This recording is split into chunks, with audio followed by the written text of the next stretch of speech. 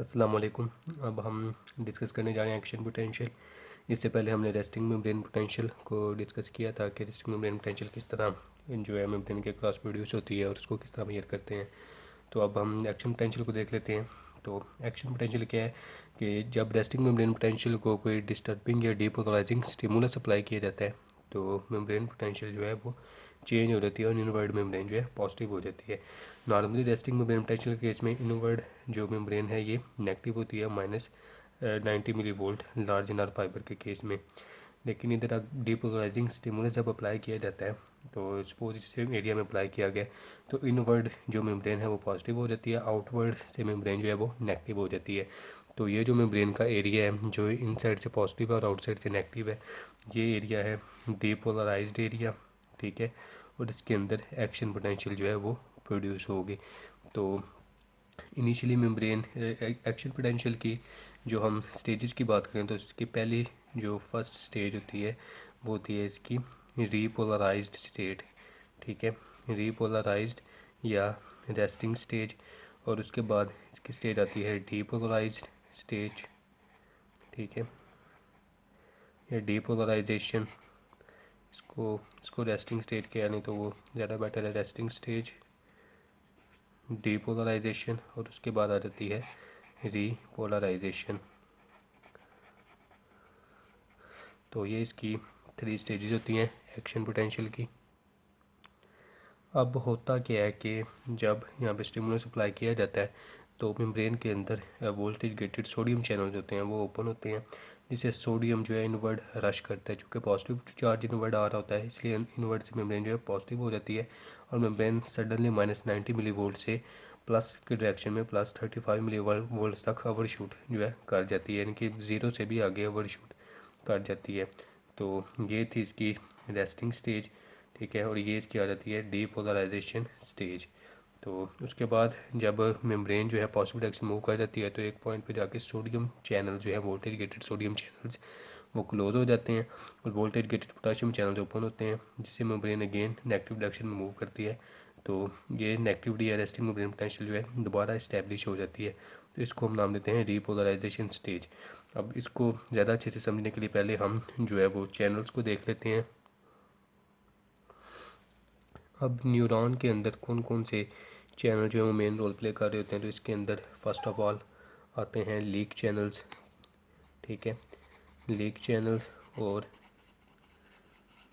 Sodium potassium pump, ठीक है। अब लीक चैनल्स जिसमें पोटाशियम लीक चैनल्स हैं जो पोटाशियम को आउटवर्ड लीकेज करवाते हैं और रेस्टिंग मेम्ब्रेन पोटेंशियल को इस्टेब्लिश करते हैं। Leak channel sodium potassium pump जो है रेस्टिंग मेम्ब्रेन पोटेंशियल में मेन रोल जो है प्ले कर रहे होते हैं। अब एक्शन पोटेंशियल में कौन मेन रोल प्ले करते हैं, इसके लिए एक्शन पोटेंशियल में मेन रोल प्ले करते हैं वोल्टेज गेटेड सोडियम चैनल्स, ठीक है, और वोल्टेज गेटेड पोटाशियम चैनल्स। अब इनको यहाँ पे हम देखते हैं। तो वोल्टेज गेटेड सोडियम चैनल्स की बात करें, ये वोल्टेज गेटेड सोडियम चैनल के लिए, ठीक है, वोल्टेज गेटेड सोडियम चैनल्स की बात करें तो इस चैनल के 2 गेट्स होते हैं, इनके 2 दरवाजे लगे होते हैं।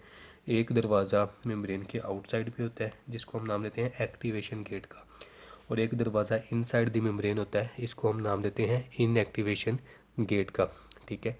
तो अब जब रेस्टिंग मेम्ब्रेन पोटेंशियल यानी कि जब इनवर्ड इनसाइड द मेम्ब्रेन जब -90 मिली वोल्ट होता है तो जो बाहर की तरफ एक्टिवेशन गेट है वोल्टेज गेटेड सोडियम चैनल का वो क्लोज होता है, वो बंद होता है। लेकिन जो अंदर की तरफ इनएक्टिवेशन गेट है, ये इनएक्टिवेशन गेट है, ये खुला होता है। यानी कि रेस्टिंग मेम्ब्रेन पोटेंशियल पे -90 मिली वोल्ट पे बाहर वाला दरवाज़ा या एक्टिवेशन गेट बंद है, जबकि अंदर वाला दरवाज़ा या इनएक्टिवेशन गेट जो है वो खुला हुआ है। लेकिन बाहर का दरवाज़ा बंद होने की वजह से सोडियम की डिफ्यूजन अंदर की तरफ नहीं होती, ठीक है।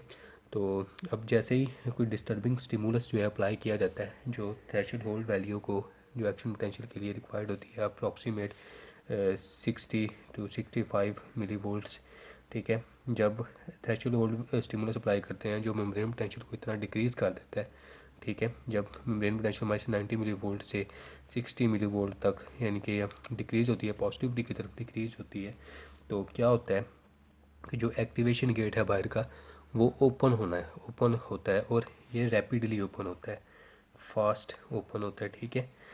तो उसी वक्त यानी कि जब मेम्ब्रेन -90 मिली वोल्ट से लेस नेगेटिव हो गया, -60 मिली वोल्ट, -50 मिली वोल्ट हो गया, तो बाहर वाला गेट फास्ट ओपन हो जाता है और जो इनर वाला गेट है इनसाइड वाला, ये स्लोली क्लोज होना स्टार्ट हो जाता है, ठीक है। तो बाहर वाला फास्ट ओपन हुआ है, वो रैपिडली ओपन हो गया, लेकिन अभी ये जो अंदर वाला है ये क्लोज नहीं होता। तो इससे क्या होता है कि large number of sodium ion जो हैं वो अंदर की तरफ मूव करते हैं, ठीक है। आउटसाइड से inside large number of sodium ion जो है वो मूव कर जाते हैं। तो इससे क्या होता है कि जो एक्शन पोटेंशियल की कर्व थी यहाँ पे -90 मिली वोल्ट था, तो -90 मिली वोल्ट से थ्रेशोल्ड वैल्यू अप्लाई करके इसको स्टिमुलस अप्लाई किया, तो जिससे सोडियम चैनल ओपन हो गए और मेम्ब्रेन जो है पोटेंशियल अपवर्ड शूट कर गई सोडियम की इनवर्ड डिफ्यूजन की वजह से +35 मिली वोल्ट्स तक, ठीक है। अब जब मेम्ब्रेन इनवर्ड से पॉजिटिव हो चुकी है, यानी कि पॉजिटिव हो रही है, पॉजिटिव डायरेक्शन मूव कर रही है, इनएक्टिवेशन गेट जो हैं वो क्लोज हो रहे थे। अब एक पॉइंट आएगा, इनएक्टिवेशन गेट जो है वो क्लोज हो जाएंगे। अब जब इनएक्टिवेशन गेट क्लोज होते हैं तो एक्टिवेशन गेट तो खुला हुआ है, लेकिन इनएक्टिवेशन गेट क्लोज होने से सोडियम की डिफ्यूजन स्टॉप होगी। तो ये अप्रॉक्सीमेट इस वक्त जब ये क्लोज होते हैं तो membrane potential large nerve fibre में +35 मिली वोल्ट्स तक पहुंच चुकी होती है, ठीक है। तो अब ये जो लेवल था, यानी कि यहाँ से अपवर्ड शूट की मेम्ब्रेन पोटेंशियल +35 तक पहुँची और यहाँ पे आके सोडियम के इनएक्टिवेशन गेट क्लोज हो गए। अब क्या होगा, जिस पोटेंशियल पे यहाँ पे सोडियम के इनएक्टिवेशन गेट क्लोज होना स्टार्ट हुए थे और फास्ट गेट जो है बाहर से ओपन हुआ था, उसी पोटेंशियल पे यहाँ पे वोल्टेज गेटेड पोटाशियम चैनल होते हैं, ठीक है। ये मैंने बनाया वोल्टेज गेटेड पोटाशियम चैनल, ठीक है। तो मेम्ब्रेन के अंदर वोल्टेज गेटेड पोटाशियम चैनल भी होता है और इसका गेट जो है वो इन साइड पे होता है, एक ही गेट इसका होता है, ठीक है। तो जिस पोटेंशियल पे इन गेट्स के अंदर कन्फर्मेशन चेंज आया था और बाहर वाला गेट ओपन हुआ था, अंदर वाला क्लोज होना स्टार्ट हुआ था, उसी पोटेंशियल पे जो पोटाशियम का गेट है ये भी ओपन होना स्टार्ट हो जाता है, यानी कि -50 से -60, -50 -60 मिली वोल्ट जब इस रेंज में पोटेंशियल आती है मेम्ब्रेन पोटेंशियल, तो ये ओपन होना स्टार्ट हो जाता है। लेकिन जिस तरह ये स्लो क्लोजिंग था, इसी तरह ये स्लो ओपनिंग गेट होता है, ठीक है। तो ये ओपन उस वक्त होता है जब सोडियम का इनएक्टिवेशन गेट क्लोज हो जाता है, यानी कि इस पॉइंट पे जब मेम्ब्रेन पोटेंशियल पहुंच जाती है, उस वक्त जो वोल्टेज गेटेड पोटाशियम चैनल है ये ओपन हो जाता है। तो इसके ओपन होने से क्या होता है कि लार्ज अमाउंट ऑफ पोटाशियम जो है वो इन साइड से आउटसाइड जो है मूव करना स्टार्ट कर देता है, ठीक है। तो इससे क्या होगा कि जो भी ब्रेन पोटेंशियल थी +35 मिली वोल्ट पे जा चुकी थी, वो दोबारा अगेन -90 मिली वोल्ट की तरफ आ जाती है और इसको हम नाम देते हैं रीपोलराइजेशन स्टेज का। अब इन सारे इवेंट्स को समराइज़ करें तो पहली स्टेज थी एक्शन पोटेंशियल की रेस्टिंग स्टेज, ठीक है। रेस्टिंग स्टेज में क्या था कि leak channel, potassium leak channel और सोडियम पोटाशियम पंप ने -90 मिली वोल्ट पे मेम्ब्रेन पोटेंशियल को मेंटेन किया हुआ था। फिर क्या हुआ कि एक स्टिमुलस आया, स्टिमुलस ने मेम्ब्रेन पोटेंशियल को -90 मिली वोल्ट से 60 से 65 मिली वोल्ट तक डिक्रीज़ कर दिया। तो इस वोल्टेज पे -60 पे -50 मिली वोल्ट पे क्या होता है कि जो सोडियम गेट है, वोल्टेज गेटेड सोडियम चैनल है, इसमें कन्फर्मेशनल चेंज आता है और इसका आउटसाइड पे जो एक्टिवेशन गेट है जो रेस्टिंग मेम्ब्रेन पोटेंशियल पे बंद था वो ओपन हो जाता है और ये रैपिडली ओपन हो जाता है और अंदर की तरफ जो इनएक्टिवेशन गेट था वो स्लोली क्लोज होना स्टार्ट हो जाता है। तो ये रैपिडली ओपन हो चुका है लेकिन अभी अंदर वाला क्लोज नहीं हुआ होता, इसलिए लार्ज अमाउंट ऑफ सोडियम अंदर की तरफ डिफ्यूज़ करती है, जिससे मेम्ब्रेन पोटेंशियल -90 मिली वोल्ट से पॉजिटिव डायरेक्शन में शूट अप कर जाती है। फिर जब शूट अप कर देती है तो जो इनएक्टिवेशन गेट है अंदर की तरफ वो क्लोज हो जाता है। अब इनएक्टिवेशन गेट जब क्लोज हो चुका है तो उस वक्त वोल्टेज गेटेड पोटाशियम चैनल का जो अंदर की तरफ गेट होता है वो ओपन हो जाता है। ये ओपन होना स्टार्ट उसी वक्त हो जाता है जब ये वाले गेट में चेंज आ रहा था, लेकिन ये स्लो टू ओपन है, तो ये ओपन उस वक्त होता है जब ये क्लोज हो चुका है। तो इसके ओपन होने से क्या होता है कि पोटाशियम जो है बाहर की तरफ डिफ्यूज़ करता है, तो इनवर्ड अगेन नेगेटिविटी इस्टेब्लिश हो जाती है -90 मिली वोल्ट तक। तो दोबारा रेस्टिंग मेम्ब्रेन पोटेंशियल आ जाती है, इसको नाम देते हैं रीपोलराइजेशन स्टेज का, ठीक है। तो ये थे डिफरेंट इवेंट्स जो एक्शन पोटेंशियल में होते हैं। अब इससे एसोसिएटेड एक फिनोमेना हम पढ़ लेते हैं जिसको हम नाम देते हैं रिफ्रैक्टरी पीरियड का। ठीक है, अब रिफ्रैक्टरी पीरियड को हम किस तरह डिफाइन करते हैं कि ऐसा पीरियड जिसके अंदर आप नर्व फाइबर को जितनी मर्जी जो है स्टिमुलस अप्लाई करें, जितनी मर्जी स्ट्रेंथ का, तो वो दोबारा जो है डीपोलराइज नहीं होता, दोबारा एक्शन पोटेंशियल शो नहीं करता। तो इसको हम नाम देते हैं इस पीरियड को एब्सोल्यूट रिफ्रैक्टिव पीरियड। तो ये किस वजह से होता है कि देखें, जब पॉजिटिव डायरेक्शन में पॉजिटिव 35 मिली वोल्ट पे जब पोटेंशियल पहुंची तो इनएक्टिवेशन गेट क्लोज हो गया।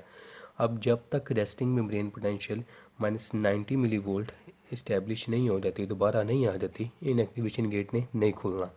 तो जब इनएक्टिवेशन गेट -90 मिली वोल्ट आने तक, यानी कि यहाँ पे ये जाके क्लोज हुआ है, ठीक है, अब यहाँ पे जब -90 मिली वोल्ट नहीं आ गया तब तक ये ओपन नहीं हो सकता। अब अगर इस पीरियड में आप एक स्टिमुलस को अप्लाई करते हैं तो ये नर्व फाइबर दोबारा डीपोलराइज नहीं होगा, क्योंकि गेट ही ओपन नहीं होगा, क्योंकि इसका गेट ओपन होने के लिए मेम्ब्रेन का नेगेटिव डायरेक्शन में मूव करना ज़रूरी है। लेकिन स्टिमुलस जो है वो -90 मिली वोल्ट की तरफ नहीं लेके जाएगा, बल्कि स्टिमुलस पॉजिटिव डायरेक्शन में लेके जाता है मेम्ब्रेन पोटेंशियल को। तो नया स्टिमुलस अप्लाई करने पे मेम्ब्रेन डीपोलराइज नहीं होगी, एक्शन पोटेंशियल शो नहीं करेगी। इसको हम नाम देते हैं एब्सोल्यूट रिफ्रैक्टरी पीरियड का। ठीक है, अब यहाँ पे डायग्राम थी, तो यहाँ पे एक माइक्रोपिपट जो है इनवर्ड मेम्ब्रेन के रखा हुआ है, और एक इलेक्ट्रोड इन डिफरेंट इलेक्ट्रोड बाहर की तरफ एक्स्ट्रासेलुलर फ्लूइड में पड़ा हुआ है।